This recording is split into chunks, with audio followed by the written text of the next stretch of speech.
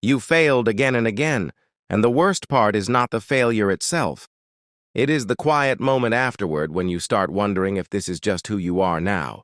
Someone who starts strong and then collapses. Someone who talks big and then disappears. Someone who secretly feels broken beyond repair. Psychology says this moment is dangerous because your brain is desperate to explain pain, and it will always choose the easiest story. That story is that you are the problem. The truth is, repeated failure does not mean you are weak, stupid, or hopeless. It means your systems are broken, not you. Research shows the human brain confuses outcomes with identity, especially after loss.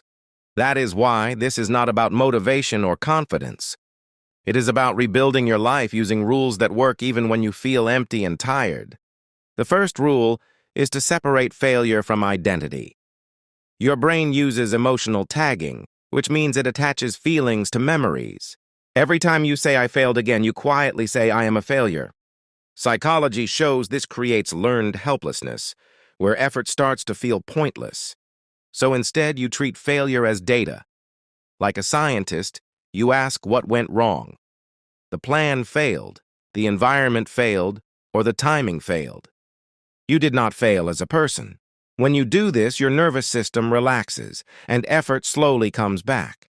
The second rule is to stop trusting motivation. Research shows motivation is a mood, not a resource. After repeated failure, your dopamine system becomes unstable. That means waiting to feel ready will keep you stuck. So you build rules that remove choice, fixed wake times, fixed work blocks, fixed shutdown times. Your brain loves certainty.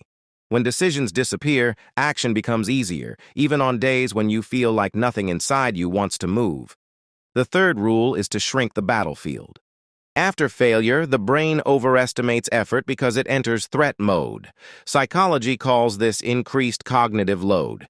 Everything feels heavier than it really is. So you rebuild by making goals embarrassingly small. Not to lower standards, but to restore trust. 10 minutes of work. 1 page written.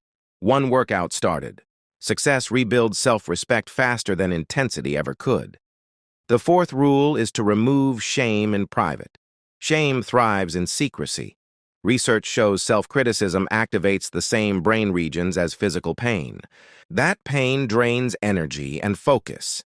So you stop using harsh internal language and replace it with neutral observation. Today did not work. Here is why. Compassion is not weakness. It is regulation. A regulated brain can think, plan, and adapt.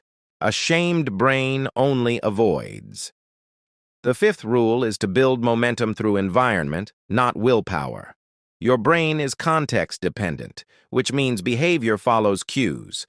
So you redesign your space, your phone, and your routines to make the right action easier than the wrong one. When friction disappears, consistency appears. Slowly, the story changes from "I always fail" to "I am someone who shows up."